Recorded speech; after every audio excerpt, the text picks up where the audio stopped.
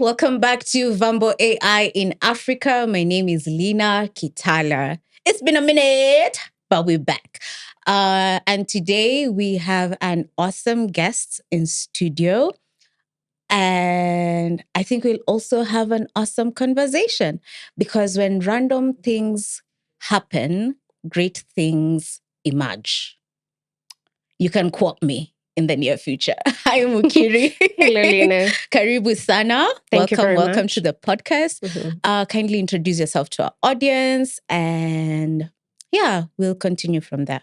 All right. My name is Mukiri Mwirigi. I am the Chief Operations Officer at Neurolabs Africa.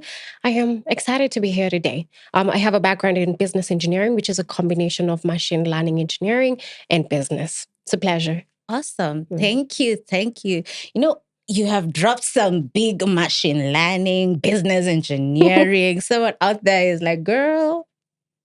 So what does that entail on like a day-to-day in the simplest manner possible? All right. Okay. For operations, I just take care of the operations of the entity, meaning every single detail from the technical elements to the project elements to the product elements, I am responsible for the resources, both financial and obviously the team I am responsible for. When it comes to business engineering, it's a convergence between technology and business. So typically my work is to have an intimate understanding of both areas and to bring that beauty out of products from my understanding. So basically it traverses project management, product management, understanding of technology, strategic planning for the company, making serious decisions for the company, etc. But it's exciting. So other days you're like, deuces, I'm out of here. Other days you feel like, okay, it's been good, it's been real, but there's such moments. Yes, especially in the startup ecosystem. It's easy if you're doing these things in a traditional company where everything is very much structured. So you have a very grown team, you have expertise, you have the comforts that come with a typical corporation. But if you're doing this in a startup, it means you still have to wear multiple hats. You have to work with people that need a lot more cushioning, a lot more understanding, because startup ecosystems are typically very high intensity, high pressure. You're trying to succeed. So the idea is obviously there is that it's too much. Okay. But obviously, I think for myself, reminding myself why we started out and what we want to achieve as a company, I think that always gives you that momentum and lifts your spirit. So, yeah. Thank you for reminding yourself why you always started. Yes. So, before we began, I asked you, did you always see yourself like in health tech or in the healthcare system, and you said you always saw yourself in business. Like, why did you always see yourself like in the business space? All right. I grew up in a business family, so that is part of it. My dad and mom are farmers and also businessmen. So growing up, I love business. I got to participate in every single thing. So for me, that is the origin. And also, to be honest, I like business. I believe that Africa needs more entrepreneurs. We need to do much more to create opportunities, to make money and build wealth for Africa so that eventually we can be able to afford the welfare that comes with the wealth. But initially, I didn't see myself in the healthcare space. I saw myself doing real estate development. My dad likes land, so I like land. Obviously, even when I was doing machine learning, my interest was to do financial machine learning so that I can be able to do startups or businesses within the financial sector. Healthcare was the last thing on my mind, actually, but I got to assist a gentleman within the healthcare space, and that is how I got to segue into health tech. Yes. So I love that segue. So I'll segue with you. Yes. All pun intended. So how did Neurolabs as a company start? Like, what's the journey behind Neurolabs? Surprisingly, I did not start out with a company. So there's a gentleman called Tom. He had a friend and he lost a friend to a preventable situation. In Africa, we call them preventable deaths, which can be the deaths that can be arrested. You didn't need to die, essentially. So he lost someone, and I think at the same time he was learning he was doing his machine learning courses, and it triggered him to try and see how he can arrest preventable deaths, meaning how can we save more lives within Africa? So eventually I got to meet Tom. And by that time, he had already started Neurolabs Africa. They were building some models in artificial intelligence with other developers. And that is the genesis of how we got here. We've done a couple of pivots to get to this particular point. But initially, that was the motivator and the trigger to how can we do this in Africa? We have 15% mortalities. How do we solve that? 15%, sorry, of all mortalities due to preventable deaths. Yes. So preventable deaths, correct me if I'm wrong, basically is, let's say you go to a hospital, you get diagnosed with something, or like you have a particular disease, and then is it because you didn't get the correct treatment, or is it because you got misdiagnosed, or is it that you basically didn't just get like the correct healthcare assistance? Like, what's the core behind? It is a combination of everything. Just to give you an example, we have something called lethal pneumonia, which kills children within 72 hours. So typically, if I go with my child to the hospital, they might ask for a chest X-ray. And sometimes if you go to a rural hospital, what happens is that there's no radiologist. So you have an image taken, it lies there on a pile until the day the radiologist comes to see the images and do the assessment. So you find that that case can be under a pile of other images and waiting for the next time the radiologist shows up. So what happens? Within those 72 hours, a child has not been attended to. Wow. They die. They shouldn't have died. So that is the classification of a preventable death. Was there healthcare? Was there lack of healthcare? Was it a basic case that things really didn't have to go very wrong? So those are the classifications. And one of the greatest challenges actually within our healthcare within Africa is that. So I've loved that you've said that there are challenges that are that the African healthcare system is facing, and we won't say that it's not also happening in other parts of the world, but I believe in Africa, just as we were talking before, Africa is just unique. It has Yeah. We are unique. we have quite a unique ecosystem as a continent. And very rich, actually. Yes. Very diverse. Period. Yes. Diverse and rich. Yes. So how then is health tech how is health tech to ensure that the healthcare systems like in Africa get more efficient to help the population that's within the continent? All right.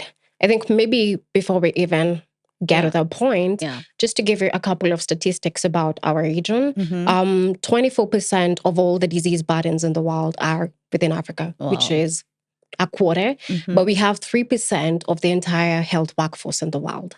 So you see already there's a huge disparity between the resourcing and the kind of challenge that we have here.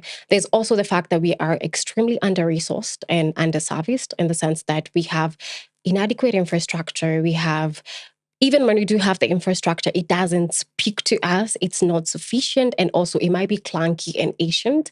At the same time, even just to mention, within the surgical sector, we have 5%, I think 5% of Africans, that is, have access to proper surgical healthcare.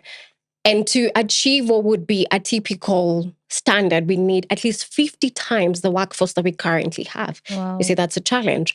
We have ratios that don't even make sense. For example, in radiology, we have 288 in Kenya.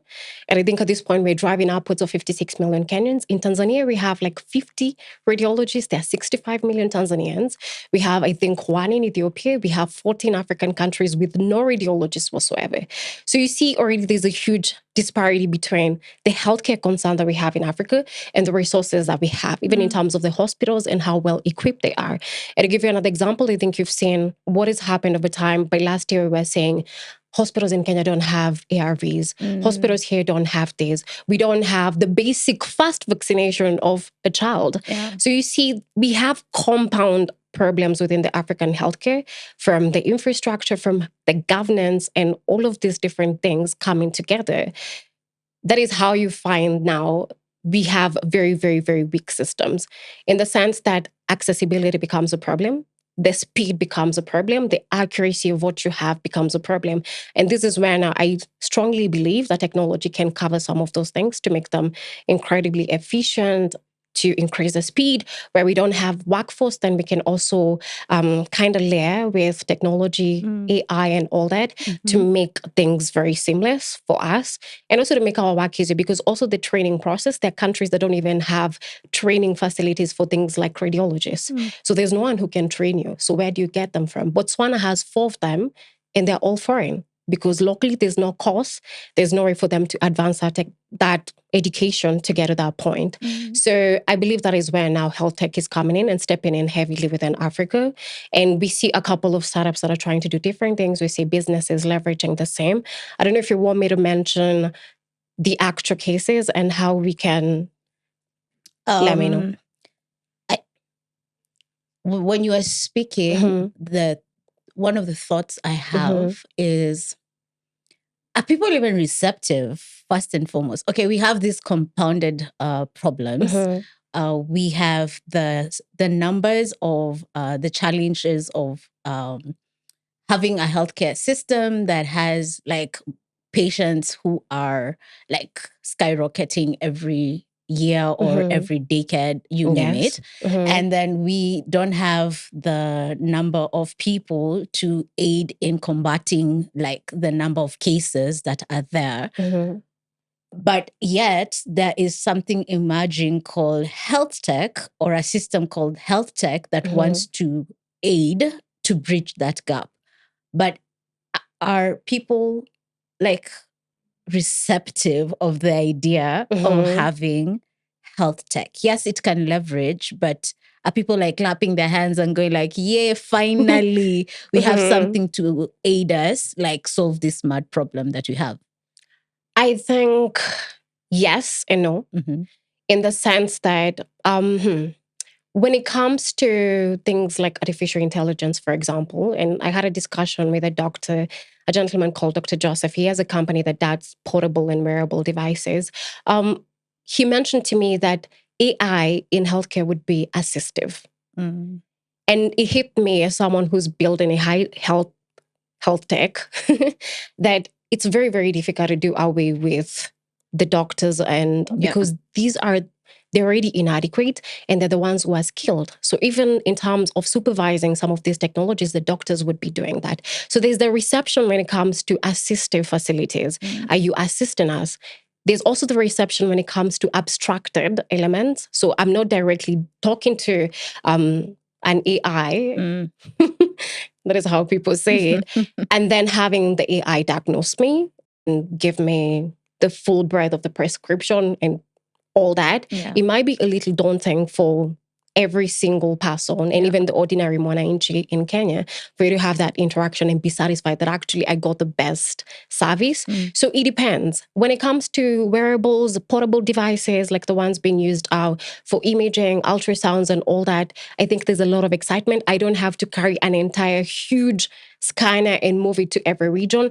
I don't have to have a pregnant mother travel 5-10 kilometers to come and see me. I can carry a portable ultrasound and go do the maternal care you get. So it's easier when it's assistive and also when it's abstracted. So there's that reception. But when it comes to things like AI models that we're working with in terms of doing now the, what can I call it? The segmentation. I hope that is no jargon. Segmentation of images and obviously the diagnosis, I will put that in quotes because that is not essentially it, but it's understandable. Then it becomes a little bit daunting for the users, especially the doctors and all that. Because now it becomes, do you have the capacity? Do you have the accuracy to diagnose me? What are the liabilities as a hospital we're going to get for leveraging this artificial intelligence? Are you going to kill a patient? So there are all of those different questions. But in terms of embracing, I think that traction is gaining pace. And I think also from observing how effective things get when you leverage technology, I think more doctors are picking up things. More hospitals are interested in investing and making that capital investment to pick up technology and to advance their healthcare with it. And also not to forget, there's the fact that we can do so much more when we leverage technology, which also means they can make more money, which is a language that business people like. If I can process hundreds of patients effectively, quickly, every single day, I make more money. So that makes it much easier when you talk the business language to them. And also when you can show, like, you prove that you can actually do this and there's that efficiency coming in, you're saving lives and all that. Oh, awesome. Yeah.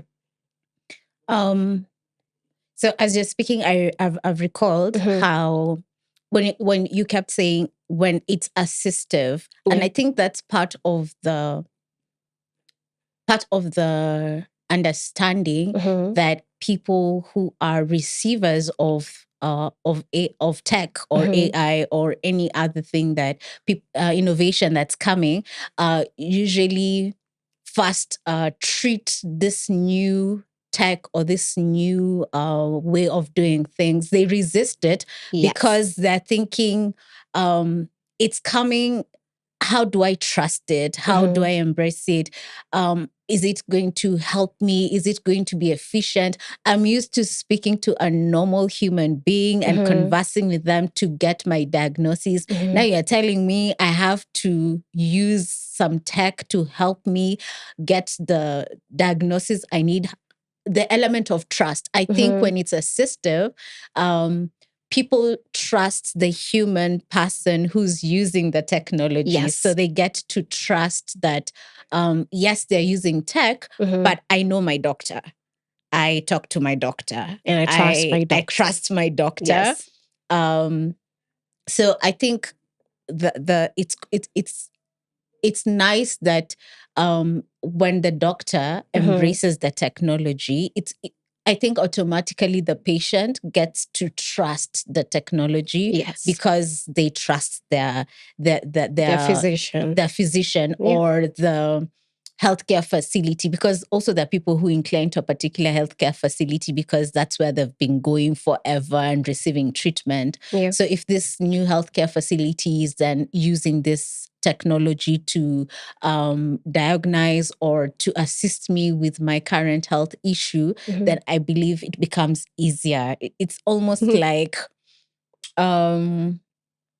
when you grow up and your parent tells you, do not talk to so-and-so, you go like, even if they talk to me, mom and dad told me not to talk to you. But if they go like, so-and-so can be trusted, then you feel like you can actually be comfortable around them. So I think I'm sharing that because from what I'm getting from you, for there to be more, for people to embrace healthcare technology, we cannot shun the people who for years have been in the healthcare system, doing healthcare, who have interacted with the patients on a one-on-one level, because they become the bridge. They become the people who then who then express the need to embrace the healthcare technology that's there. So that leads me to the question. So apart from the doctors and apart from the hospital facilities, what else is needed for like health tech to be effective within the African space? Right. I think investment. To be very honest, I think one of the pockets that I think Africa tends to miss in a majority of the upcoming technologies is that investment aspect. We have to put in as much in terms of ensuring that we have the skills and we also have that capital. For example, if you're going to have a company that is building out the portable devices, the wearables, then they need that huge capital injection for them to be able to accomplish these things. Because what we're trying to do is to make healthcare what we call democratization. So how can we improve that access? And part of improving that access means you are going to inject that particular investment.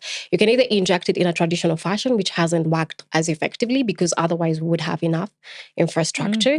Alternatively, you can invest in what is now cutting through and providing efficiencies, which is now the technology. And I think that is one of the elements that is still, it is picking pace, but there is need to do much more. And then also in terms of the other area that I think we are not doing as well is deep tech. And deep tech is that convergence between software and hardware, of which I have seen a couple of companies around Africa that are doing now, like the portables. They're focusing on how to provide that. But within Kenya, there is a huge challenge within the sphere. We have a ton of startups, but we don't have people who are effectively aggressive about doing that research. Let me say, I don't know if there are people that are effectively doing that. I think we need to put more into that in terms of research scientists and all that, and people who can, the engineers that can do some of these very incredible things. I've seen a ton of them in Egypt are coming up, and other parts of Africa, including Tunisia, Morocco, even Rwanda, even Uganda has a company that is coming up. So that's another area where we can invest as Africa and also as Kenya internally, because we are lacking in that. I think the other element that is needed is obviously in terms of compliance, it can be very challenging. I think last year we had to fight a ton of technology bills that were popping up randomly because, first of all, their work is to, like castrate. I'm sorry to use a very severe word. They're castrating innovation in the sense that if you have all of these punitive things, then it's very hard for you to be creative and for you to innovate comfortably. But also there's the element of now compliance and data issues.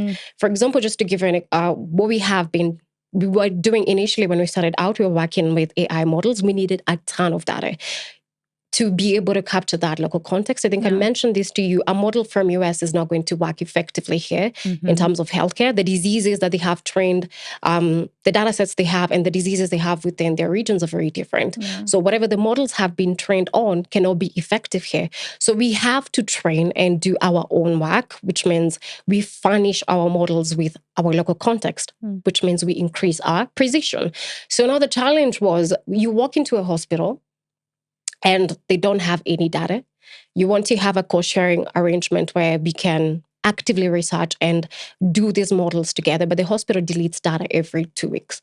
Why? Because actually a majority of the hospitals delete the data. Either it's in someone's PC, they have a ton of images on their local machine, and then it hits the 1 TB, I delete all the images, or maybe it's in the hardware, the device, and then the device has an allowance of 2 TB, and after it's full, what you do is dispose. So what we're effectively doing within our healthcare system is that we have gold that we're continually destroying. So how can we do things like precision medicine for Africa, personalized medicine? We have the data, we dispose the data. So those are some of the challenges I have been observing in terms of how can we improve health tech? What is missing? We have a ton of small challenges in terms of the way we do our processes in hospitals that become a huge impediment, in the sense that even when people think about provision of software in hospitals, it is not forward thinking, in the sense that if I were to introduce an AI model, how is it going to look like on this particular pipeline that I have? So that's another area that I think we need to improve. We need to think about healthcare not just as the way we have thought about it traditionally. I go to hospital, I see a doctor, I get my malaria test done, I get tablets. We need to start thinking about it from the perspective, how can we solve our local disease burdens? How can we make it much more effective? How can we get rid of TB, pneumonia, malaria, the diseases that plague us as Africans? And part of that is learning from the data, having clean processes, adopting technology and all that. I hope I have answered you. Yes, you have. And in doing so, then I'm thinking two things have come to mind, and you can chime in. The first thing that has come to mind is, as you say, data is king. Yes. In any form of tech, especially when it comes to building models, AI thrives with data. Yeah. Like, no data, many hallucinations. Yes. No data contextualized, biases come in. Yes. So then two things came to mind. Does it mean that, so it means that our hospitals and our healthcare systems in Africa need to start appreciating how to conserve data, how to conserve every single finding that comes along when it comes to the types of diseases that plague us as Africans, number of patients that walk in with this disease, how many have been cured, how many succumbed to this disease. Like that will ultimately help leverage health tech within the African system. Yes. Correct. Then number two, I think it's also important for there to be an awareness created to Africans, like the patients themselves. In the case of one, not thinking about healthcare when we are in a dire situation. I don't know if I'm yes. If like preventive medicine. Exactly. I think most of us, let me speak in the context of what I have interacted with so that there's no bias. I don't want to feed my LLM's biasness. But in my observation, I feel people tend to think about healthcare when it is when there is a critical condition. That is very true. Let me speak of a certain household. I won't give it a name. So you can find in this household, someone can complain and say, I have a headache. They say it day one. They say it day two. They have a headache. Then at day three, they decide to diagnose that headache and go like, maybe it's fatigue or maybe it's malaria. What have I been doing the last couple of days that can be, And then they go to the next available local pharmaceutical or chemist, and they tell the the attendant, can I get this particular type of medicine? Because they've heard that this medicine helps with, quote unquote, the kind of symptoms that I have. They're experiencing. So they buy that medicine, they take that medicine, and let's say 60% the medicine relieves them of the headache or whatever other symptoms they're experiencing. Now, for me, that is a cause to be worried. Why? You didn't get a proper checkup. So though you are feeling better, you actually don't know what is happening. That is true. You don't know what was ailing you. But you see, there's also the other dynamic that comes in where we have invasive, I call it personally invasive medicine. And I think a majority of Kenyans at least have experienced this, where you go to the hospital with what can be a basic flu. But by the time you get out of that hospital, you have 10,000 shillings worth of medication. You have not been told you have this particular ailment. You just have that flu. You have done a ton of tests worth 30,000. So there's that lack of trust that has developed over time. Obviously, there are people that typically don't want to go to hospital because they want to do self medicating and all that. But then there's also that challenge where that trust mechanism has been broken. You go to hospital, you're given tons of things that you cannot elaborate. And I think this is part of the discussion that people have about insurance and all of these other national things that you see. So if that mechanism has been breached, then obviously it's also very hard for patients to continually show up and arrest or maybe get ahead of their own, you get like being very much in charge of their health affairs and ensuring that they're preventing before they are getting to maybe a critical case or a terminal case. So there's that other side of the coin. And I think that is also part of our work to do as maybe from the startup ecosystem, because now there are all of these other options that people can be provided. If I don't want to typically walk into a large hospital and spend my day there, then I think you've seen there's remote monitoring, remote medicine. We have telemedicine now. We have teleradiology that is happening. We have all of these dynamics that are coming in. Yes, you will interact with the doctor, but I think it provides a little bit more cushioning that you're not jumping into very invasive procedures before you have at least a baseline understanding of what is happening. Yes. So I think those are some of the things we can help build out. But ultimately, I think there must be some kind of reform in terms of attitudes also from physicians and also maybe from the patients too. Yeah. Yes. I like that you brought the other side. Because it's actually to some certain extent true. Because if I come and I constantly feel you're making me do things that I don't understand, then I create like a safe space by becoming my own. Exactly. Like, it happens. I will treat myself at this rate because I trust myself to a certain degree to take care of myself. Then I trust you because every time I come to you, you're not telling me anything. You're not or telling maybe me, you're telling me things that are not accurate. Exactly. Yes. So then I feel it's as the patient needs to change their attitude, and the healthcare givers need to equally change how they execute their mandate. And I think actually even part of that, and maybe some of the efforts I'm saying even from our end, is how we can leverage technology to provide that a richer understanding for the physician. Before I send you to get a colonoscopy, endoscopy for maybe a simple reflux problem, how can we effectively observe you and know it's not that deep. We don't have to get there. It is this. We can treat it from this angle.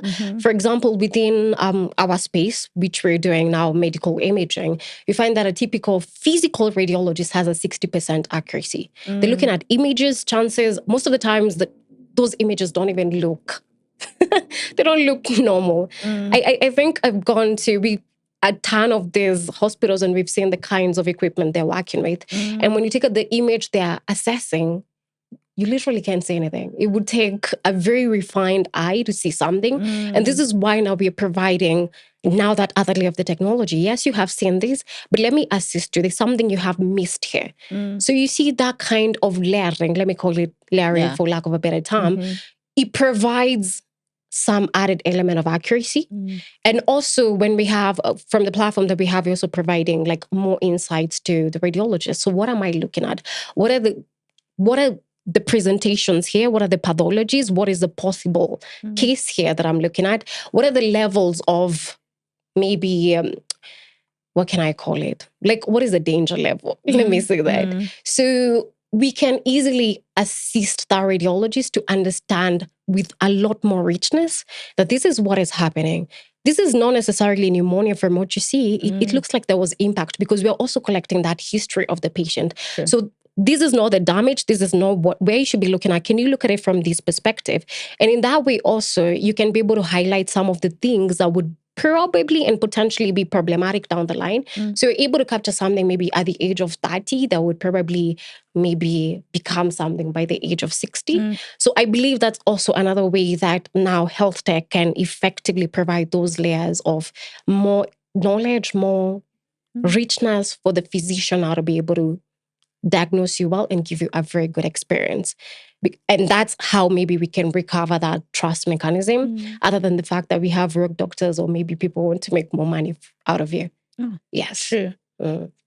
When you were saying, as you are sharing, I've also thought about the, excuse me, the place where you don't shun that.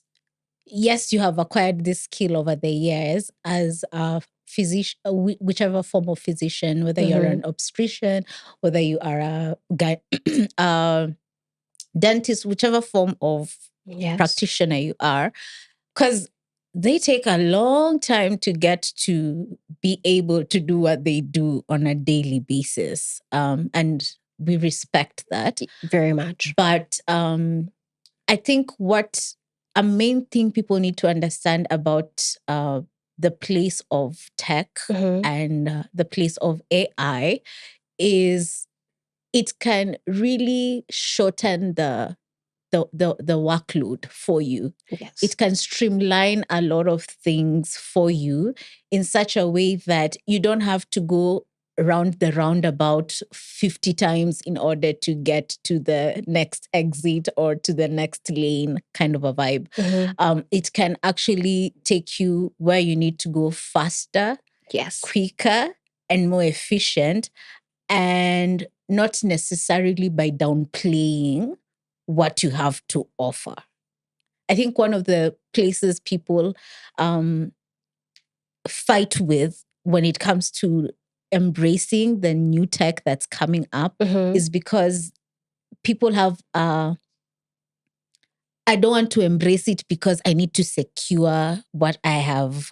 Like, if I embrace it, it may just make me persona non grata, in the next few years. But ideally, that's not the case, especially as you said, in some professions, you can't just come and swipe away like but whole the easiest way to actually become that persona, whatever, non grata is by not adopting. So effectively, what you're going to do to yourself is that you make yourself redundant, which is very problematic. I think, as with every technology that has come up, the thing you have to do very quickly is learn about it and see how you can leverage it. True. You see, you don't have to necessarily become an AI engineer now, but you can leverage it. And the moment you leverage it, you get those efficiencies, you get more money. So it makes more sense to leverage than to stand aside.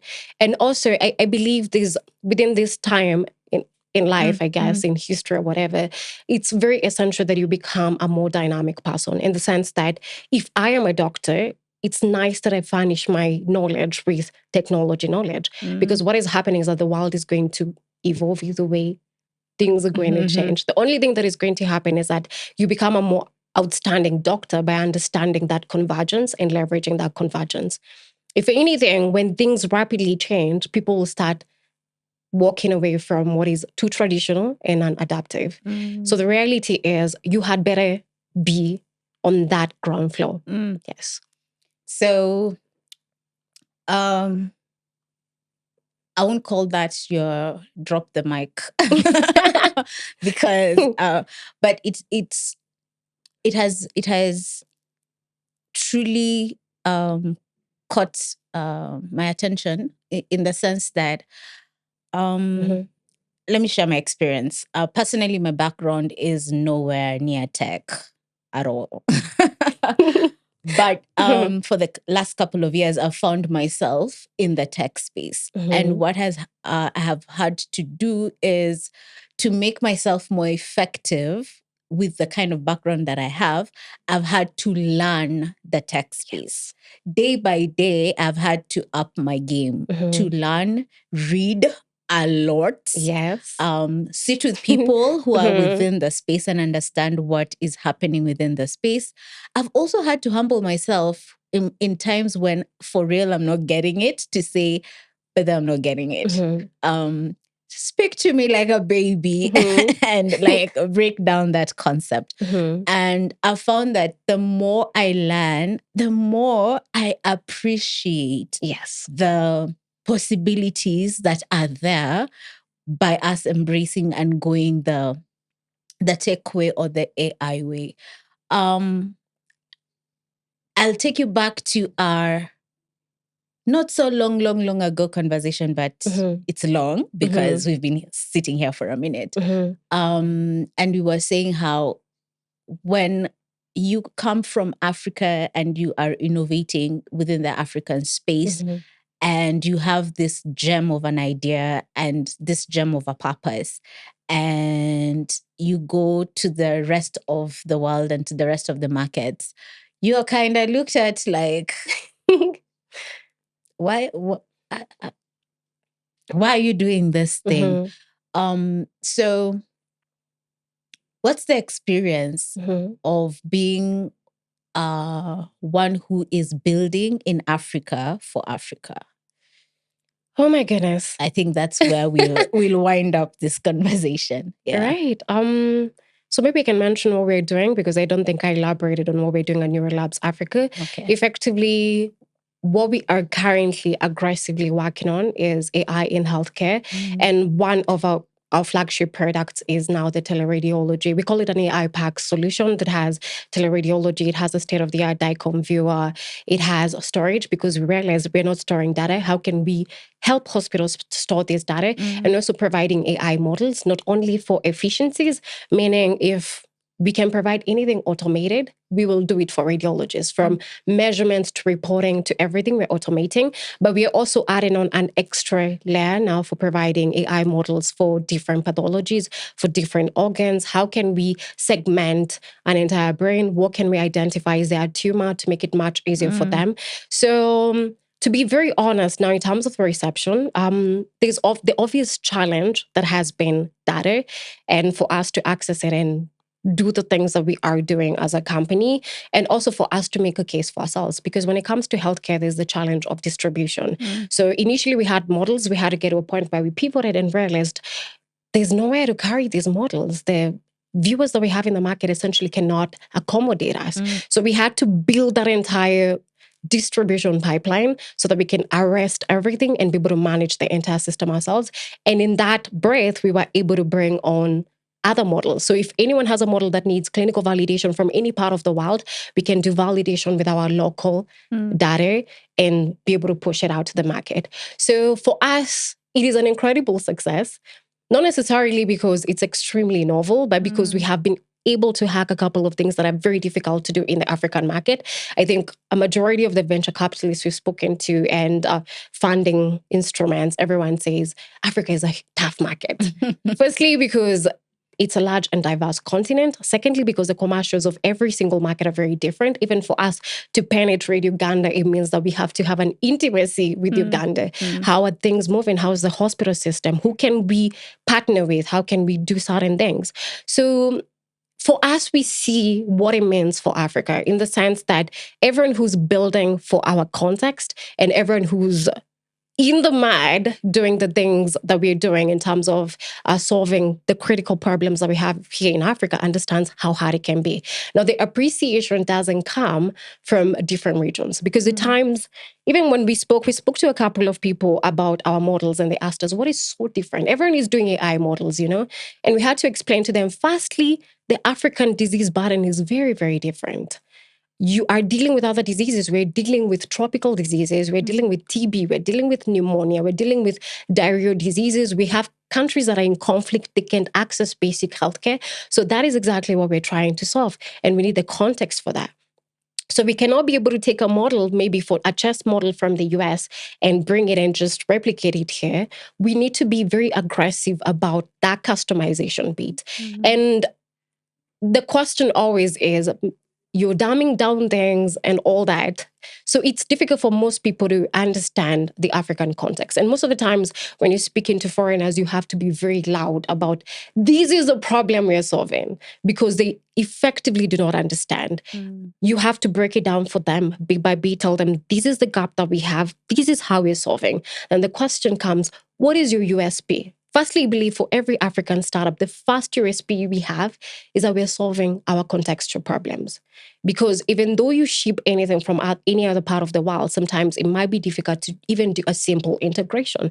We have very sophisticated models. How are they going to communicate with a machine that is 20 years old? The hardware is very old and clunky. We have to hack that. You're not going to tell an entire hospital, buy another 50 million shillings scanner. Why should they buy that? They've been working effectively, or as they think they have been. So for us, we have to break down things, make sure they work. So they might not look as clean and as elegant as other people might want them to look like, but they have to work for our market. And I think that's the most difficult thing to communicate about Africa. And I truly do wish that people understood that Africa is not like any other market. It's not necessarily in the sense that we don't have money. We don't have, but it's a complex market. You're dealing with diverse people. You're dealing with systems that might be very, very different. So you have to ensure that you are addressing the need of your market. You're immersing yourself in your market's needs. You cannot build for Silicon Valley. You cannot build for hospitals in Australia. Yeah, the hospital you're integrating with is looking a certain way. So that is what, I don't know. I think I might have strayed too far away from the question. No. But I hope you get what I'm saying. Have I not addressed anything from that particular question? You have addressed it. Okay. Thank you. Sometimes I just go on and on. Yeah. It's allowed to express to the best of thine ability. And I think also that's the other challenge that investors have with investing in our markets, because they take a look at the market, they don't understand. Firstly, most investors will not invest where they into something they do not understand. Secondly, they also see how fragmented the African market is. You can imagine building a unicorn in Africa, it can be incredibly difficult. Look at M-Pesa and the challenges to enter West Africa. If you go to South Africa, they use cards. So even they, with the kind of capacity, capital, and mass they have, it's difficult for them to penetrate these different markets. Sure. And effectively, if you cannot combine these markets, you cannot have enough numbers and enough money for you to become an immeasurably big company. Sure. So that's also another challenge. So when they look at the market, they're like, they're too small. We don't want to put money in there. So you have to make that, you have to bring in the conviction. Why should you come into Africa? And that is why I was saying we do not invest enough as Africans, because if I have a challenge fundraising from other venture capitalists around the world, I should not effectively have the same challenge fundraising at home, solving our problem and bringing in money, because the moment you do solve that problem, then the money also comes in. Sure. So why do we have that mismatch? And that is why I'm very passionate about us providing those Afrocentric solutions, especially when it comes to AI, because there's that need for the context. Can we do our own things and provide our own solutions? I'm not necessarily saying we build our own LLMs. It's intensive. We don't need to do that. We just need to leverage and provide solutions. And if we can be able to do that, then what we need to have is that support in terms of money, in terms of effective compliance processes. I don't have to go register in Nakuru, register in Meru, register around the country. Things need to be very seamless for us to be able to do business. The world has made it very easy in other regions to do business, both locally and within regionally. The issue with Africa is that it's difficult locally and it's difficult regionally. We need to harmonize those things. Yes. Awesome. Thank you so much for being here with us today. I really appreciate it. And I think for me, my takeaway, as we wrap today's podcast, my takeaway from today's podcast is to everyone watching who's intentionally wanting to solve an African problem. I will make reference to one of my favorite movies. It's called Hidden Figures. And it talks about the Black American women who are part of the team that helped America get to the moon, or that helped NASA achieve the kind of achievements they did by going to the moon, orbiting the world and all that. But it's only the time this movie was produced that this story actually came to the limelight, that people knew that there was actually women who were serving in NASA in different capacities, and they did extraordinary work all the way to help NASA get the first man to the moon.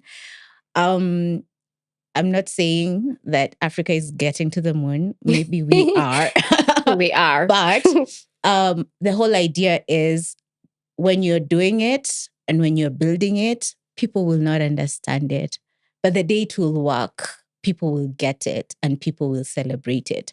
It may not happen at the time maybe you wish for people to be clapping and going, Mukiri, you're doing a good, solid job. But you are. So I'm celebrating you today so that you continue with the fire and the zeal to do it. Thank you. But we might just be hidden figures for a minute as a continent, but I know a time will come where both people within the continent and outside the continent will appreciate what innovators are doing in this continent. And with that, I want to bid the goodbye. Every good thing has to come to an end. But look out for the next episode. It's always a pleasure. And yeah, come back to Vambo AI. Bye. Bye.